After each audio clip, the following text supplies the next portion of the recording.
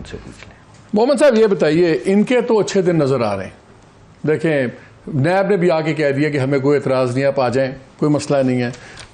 जो पॉलिटिकल चीज़ें हैं वो भी सामने हैं। आपके लगता है दिन बुरे से बुरे होते जा रहे हैं। एक अच्छी खबर आप लोगों की आज आई है कि खतीजा शाह साहिबा की बेल हो गई है। अभी तक रिहा हुई हैं नहीं, वो तो अभी हमें तक नहीं पता, और क्या रिहा रहती हैं वो भी हमें नहीं पता, वो तो बाद में पता लगेगा। लेकिन ये जो टेस्टमनी का हिस्सा हमारे पास आया आज़म खान का, मोहम्मद आज़म जो आपके प्रिंसिपल सेक्रेटरी थे, वो बड़ी डैमेजिंग उनकी एनालिसिस है, जिसमें उन्होंने कहा कि जी ये यूज़ करना चाह रहे थे, प्रेशराइज करना चाह रहे थे। और फिर उन्होंने कहा कि जी ये पूरा कॉन्स्पिरेसी जो बनी है, ये जिस किस्म के चार्जेस बन रहे हैं, ये अगर सबूत हो गए, अदालतों में साबित हो गए, तो you are talking about 14 years and even a death sentence under certain circumstances. ये मामूली चीज़ नहीं है। फिर जो उस वक्त के आपके फॉरेन सेक्रेटरी थे, उन्होंने भी बड़ी इंटरेस्टिंग की है। उन्होंने कहा जी कहीं पे भी हमने इनको बताया था, कहीं पे कोई थ्रेट, धमकी या ऐसी बात नहीं थी जो बनाया गया। और फिर वो कंक्लूड करते हुए कहते हैं कि ये जो साइफर वाला एपिसोड हुआ है, इसने हमारी जो कम्युनिकेशन नेटवर्क सारा ये इंटेग्रिटी तबाह करके रख दी है, और डिप्लोमेसी के लिए इसके बड़े लॉन्ग टर्म कॉन्सिक्वेंसेज हैं कि क्योंकि अब आपसे दुनिया उस तरह बात नहीं करेगी एतमाद से और सारी चीज़ें। ये दो बड़ी डैमनिंग चीज़ें निकली हुई हैं। फिर हम देखते हैं उस्मान डार साहब आते हैं, वो भी सारी बातें और करते हैं। फिर आपके दूसरे लोग आते हैं, फ़ारूक हबीब साहब ने तो आके बिल्कुल ही डाल दी उल्टी। उन्होंने कहा जी हमें तो 2.5-3 साल हम उस्मान बुज़दार को, फ़रा गोगी को, इनको हम डिफेंड करते रहे। तो ये सारी जितनी चीज़ें हैं एक आपके लीडर की तरफ जा रही हैं। फिर अब जो कल आपने देखा जी मुलाकात हुई, आपके लोग जाके अलवी साहब से मिले, सोशल मीडिया पे आप लोग अलवी को गाली गलोच कर रहे हैं कि जिन्होंने हाथ कर दिया। खान साहब ने भी अपनी नाराज़गी शो की कि इनको इलेक्शन अनाउंस करने चाहिए थे, तैयारी क्यों नहीं की। कुछ पैनिक सा लग रहा है कि आप लोगों ने अब हाथ उठा लिए हैं कि वेटिंग फॉर द इनएविटेबल। बिस्मिल्लाहिर्रहमानिर्रहीम। मालिक साहब, बात यह है कि हर एक इंसान को राइट है कि वो अपनी प्रिजम्पशंस करे based on what he has red और सीन एंड एवरीथिंग। मैं जब चीज़ों को देखता हूँ, आपकी सारी चीज़ों में आता हूँ,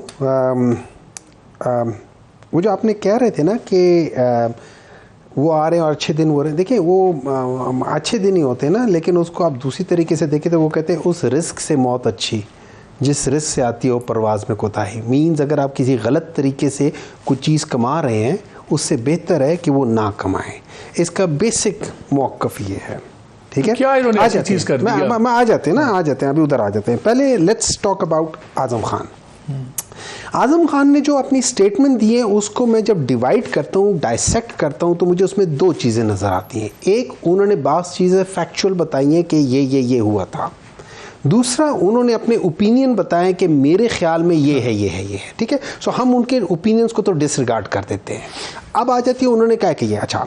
उसके साथ फ़ारूक हबीब ने भी उसी बात को डिटेल में बताया था कि कैसे जो नेशनल सिक्योरिटी काउंसिल के अंदर chief of army staff, chief of air force staff, chief of naval staff, all the people जो टॉप उसमें थे, including the whole cabinet with the prime minister of that time, ठीक है, उन लोगों ने बैठ के डिलिब्रेशन की और करके एक चीज़ आ गई थी बात कि उसमें मदाखलत हुई थी। अच्छा, इस मदाखलत को फ्लोर ऑफ द हाउस में जो हमारे जो प्राइम मिनिस्टर साहब जो इस वक्त के हैं, केयर टेकर या टेक केयर वाले प्राइम मिनिस्टर, उनसे पहले वाले प्राइम मिनिस्टर भी फ्लोर ऑफ द हाउस में कह चुके हैं।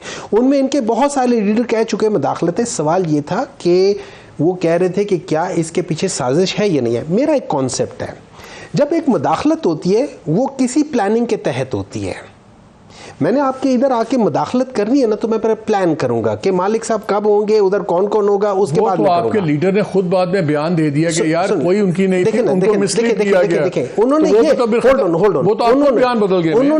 उन्होंने अपने बयान में सिर्फ ओरिजिन ऑफ जो जहां से शुरू हुई थी प्लानिंग, उन्होंने ओरिजिन ऑफ प्लानिंग चेंज किए। उन्होंने हालात बदलने के साथ नहीं, जब उनकी सुन ले, मैं सवाल सुन ले, आपको आज अभी इंफॉर्मेशन आ जाए, अपनी बात बदल देंगे। टोटल हमदर्दियां आपके साथ हैं। मेरी सवाल मेरा ये है, जब वो एक ऑफिस में थे तो ओरिजिन वाशिंगटन था, अपने ऑफिस से निकले तो ओरिजिन उसी चीज का पिंडी बन गया। नहीं सर, अब नहीं, अब हालात के मुताबिक अगर ओरिजिन शिफ्ट होंगे तो फिर सवाल तो उठेंगे। नहीं सर, देखिए मालिक साहब, आप ज्यादती कर रहे हैं, मैं आपको बता रहा हूं। उन्होंने ओरिजिन इस वजह से नहीं कि वो वहां से चले गए थे, इस दौरान में एक बहुत सिग्निफिकेंट वाकया वो ये होता है कि कुछ चीजें जलन बाजवा के लिहाज से उनके इंटरव्यू शाये हुए थे जिसमें उन्होंने बात बातें बताई थी कि ये हुआ था, और उसमें ये याद रखिए ख्वाजा आसिफ साहब ने भी उसकी तस्दीक की है। उन्होंने कहा ये सारी चीजें तो 2019 से प्लानिंग हो रही थी।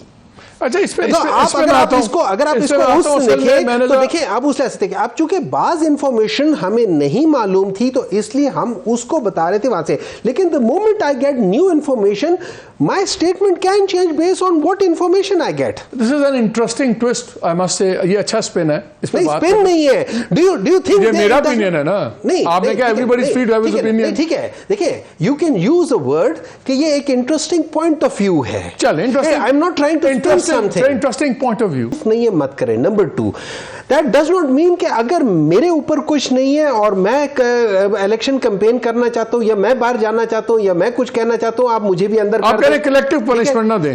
आप पार्टी को तो नहीं उसमें करें ना। हो रही है सर, क्यों नहीं हो रही है? आपको लाहौर में 21 अक्टूबर को जलसे की इजाजत दे रही है, पाकिस्तान तहरीक इंसाफ को इजाजत नहीं मिल रही। केपी में सबको इजाजत मिल रही है, पाकिस्तान तहरीक इंसाफ को इजाजत नहीं मिल रही। इस्लामाबाद में हम लोग जाके सिर्फ ये फलस्तीन के लिए हम लोगों ने किया, लोगों को अंदर कर दिया। अगर आप मुझे ये बताएं, अगर आप कहते हैं लेवल प्लेइंग फील्ड, ये इन लोगों का बेसिक मकसद ये है, they need them to bring up to the level because they are too down in the level। देखिए बात ये है, ऊंचा बोलने से तो ये बात बदलेगी नहीं। मैंने आपको 24 साल में नवाज शरीफ का एक इलेक्शन दिखाया 2013 का, जो 4 साल में उलट गया। वो कोई लेवल प्लेइंग फील्ड नहीं है। ये सारे उसके अंदर आर्किटेक्ट्स थे, ये सारे बैठे हुए थे वहाँ पे। उस वक्त कुछ नहीं था। इनको अभी लेवल प्लेइंग फील्ड 2 महीने में नजर आ गया। 4.5 साल की जेलों के अंदर 2-2 साल में लोगों के नाम गिनवाए आपको। इनको नहीं लेवल प्लेइंग फील्ड नजर। लोगों की गाड़ियों में हेरोइन डाल के, लोगों की बेटियों को नेम कॉलिंग करके, इनको नहीं लेवल प्लेइंग फील्ड नजर। आज नजर आया, 2 महीने भी नहीं गुजरे। और मैंने तो आपको बताया उन लोगों का नहीं जिन्हें उठाया है, मैं तो उनको बता रहा हूं जो बगैर उठाए अभी 9 मई हुआ भी नहीं था तो उन्होंने जाके पार्टियां ज्वाइन करनी शुरू कर दी थी। जरा अपनी पार्टी की सफों के ऊपर भी नजर डालिए। चले इसी बात पे खत्म करते हैं, लेकिन मैं तो इसका कंक्लूजन, बाकी बातें तो चलती रहेंगी, कि ये जो साइकिल ऑफ वेंजेंस है ये रुकना बड़ा ज़रूरी है।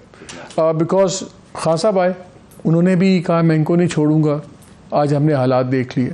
हमने उससे पहले PMLN की जब 2/3 मेजॉरिटी थी तो उस ज़माने हमने PMLN की कुछ हरकतें देखी, उसका नतीजा भी हमने उसका आगे देखा। अब एक फाइनल राउंड हो रहा है। अगर अब फिर इनकी बारी बनती है या कोलिशन गवर्नमेंट बनती है, and if they fall prey to the same temptation, बड़ी टेम्पटेशन होती है, हमने रगड़ा खाया हुआ, हुण साड़ी बारी है। अगर ये हुण साड़ी बारी के चक्कर में पड़ गए तो फिर किसी और की बारी भी आ सकती है। आई जस्ट होप कि बेटर सेंस प्रिवेल्स, और जो भी जिसने भी पार्टी ने लीड करना है, they should lead for the country, not for vengeance, not for settling scores. Settling score के अंदर पाकिस्तान का स्कोर बड़ा नीचे चला गया, and we need to stop that. इजाज़त दीजिए, अल्लाह हाफ़िज़।